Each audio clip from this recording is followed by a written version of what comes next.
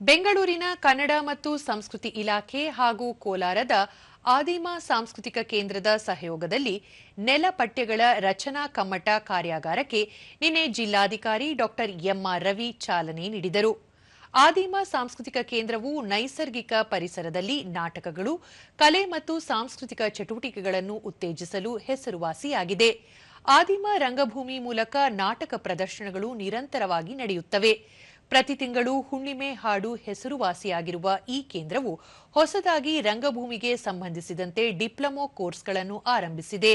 ಕಾರ್ಯಾಗಾರದಲ್ಲಿ ನೆಲದ ಪಠ್ಯಗಳ ಬಗ್ಗೆ ಚರ್ಚೆ ನಡೆಸಲಾಯಿತು ಹಾಗೂ ಈ ವೇಳೆ ಆದಿಮ ಸಾಂಸ್ಕೃತಿಕ ಕೇಂದ್ರದ ಅಧ್ಯಕ್ಷ ಎಸ್ ಮುನಿಸ್ವಾಮಿ, ಆದಿಮ ಸಾಂಸ್ಕೃತಿಕ ಕೇಂದ್ರದ ಕಾರ್ಯದರ್ಶಿ ಆಮ ರಾಮಚಂದ್ರ ಮತ್ತಿತರರು ಉಪಸ್ಥಿತರಿದ್ದರು.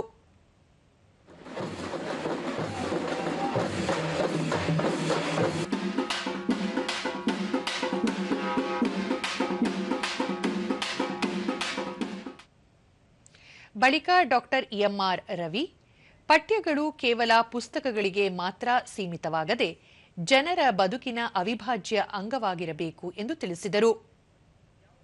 ಯಾವುದು ಬೇಡ, ನಮ್ಮ ಉದ್ದೇಶ ಏನು, ಮತ್ತೆ ಯಾವುದನ್ನ ಎಷ್ಟು ಮಟ್ಟಿಗೆ ಇಟ್ಕೋಬೇಕು, ಯಾವುದನ್ನ ಎಷ್ಟು ಮಟ್ಟಿಗೆ ಇಟ್ಕೋಬಾರದು, ಮತ್ತೆ ಯಾವ ಪ್ರಕಾರಗಳನ್ನ ನಾವು ಸೇರಿಸ್ಕೊಂಡ್ರೆ ನಮ್ಮ ಸಿಲೆಬಸ್ಗೆ ಅದು ಬಹಳ ಸಮಯೋಚಿತವಾಗಿ ಔಚಿತ್ಯಪೂರ್ಣವಾಗಿರ್ತದೆ ಅನ್ನೋದು ಬಹಳ ಮುಖ್ಯವಾದಂತಹ ವಿಚಾರಗಳನ್ನ ಎಲ್ಲರೂ ಗಹನವಾಗಿ ಚರ್ಚಿಸಿ ಒಂದು ತೀರ್ಮಾನಕ್ಕೆ ಬಂದು ಆನಂತರ ಅವ್ರು ಏನ್ ಮಾಡ್ತಾರೆ, ಕನ್ಸೈಸ್ ಆಗಿ ಒಂದು ಸಿಲೆಬಸ್ ಅನ್ನ ಫ್ರೇಮ್ ಮಾಡ್ತಾರೆ.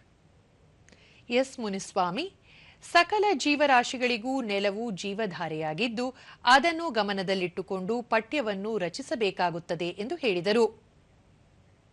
ಮನುಷ್ಯನಿಗೆ ಮಾತ್ರ ಇವತ್ತು ನಮಗೆ ಸಂಕಟ ಬಂದಿರ್ತಕ್ಕಂಥದ್ದು.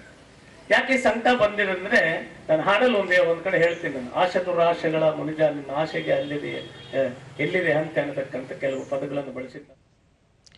ಆಮ ರಾಮಚಂದ್ರ, ಆದಿಮ ಸಾಂಸ್ಕೃತಿಕ ಕೇಂದ್ರವು ಪ್ರತಿನಿತ್ಯ ಕಮ್ಮಟಗಳು, ವಿಚಾರಗೋಷ್ಠಿ, ಚಿಂತನ ಮಂಥನ, ಹುಣ್ಣಿಮೆ ಹಾಡು, ಚಿಣ್ಣರಿಗಾಗಿ ಚುಕ್ಕಿ ಮೇಳ ಹೀಗೆ ಹಲವು ಕಾರ್ಯಕ್ರಮಗಳನ್ನು ನೀಡುತ್ತಾ ಬಂದಿದೆ ಎಂದರು.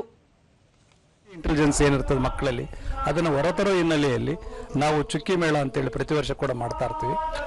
ಹಾಗೆಯೇ ಸಾಹಿತ್ಯ ಸಪ್ತಾಹಗಳು, ಸಾಹಿತ್ಯ ಚಟುವಟಿಕೆಗಳು, ಆಮೇಲೆ ಕವಿಗೋಷ್ಠಿಗಳು ಈ ಥರ ನಿರಂತರವಾಗಿ ಮಾಡ್ತಾ ಬಂದಿದ್ವಿ.